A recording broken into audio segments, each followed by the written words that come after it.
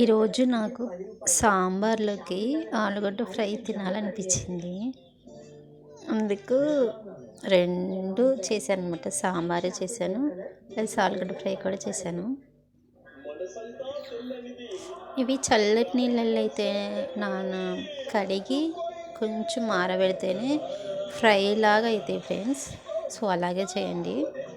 చిన్న చిన్న ముక్కలు కట్ చేసుకోండి.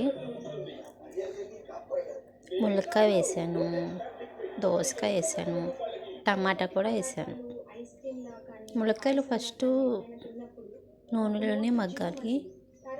దోసకాయ టమాటా పప్పులో వేసుకున్నా పర్వాలేదు, ఉడికిపోయింది.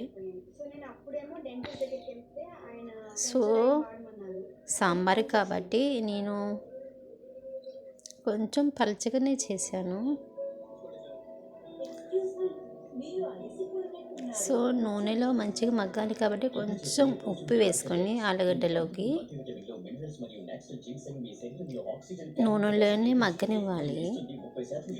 చిన్న చిన్న కట్ చేయండి, లేకపోతే అస్సలకి ఉడకదు, అడుగున అంటుకుంటూ ఉండిద్ది. కాబట్టి మనం తేపకి మాటికి తిప్పాలి.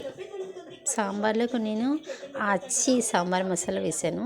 సూపర్ స్మెల్ వచ్చిందనమాట. బాగుంది, చాలా బాగుంది, నాకు భలే నచ్చింది.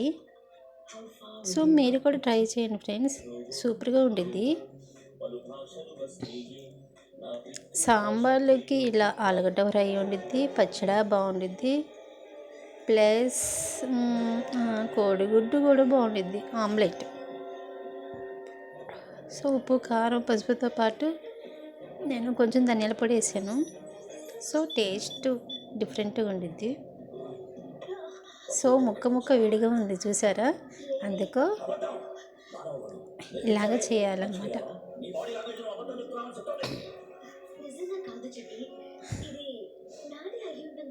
కొంచెం చల్లటి నీళ్ళలో ఆలుగడ్డ ముక్కలు వేస్తేనే ఇలా విడిగా వచ్చింది అనమాట.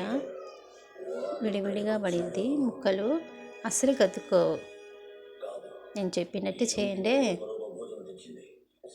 సో రెండు కలుపుకొని తింటే ఉందిగా, చాలా బాగుంది. సో కామెంట్ మీ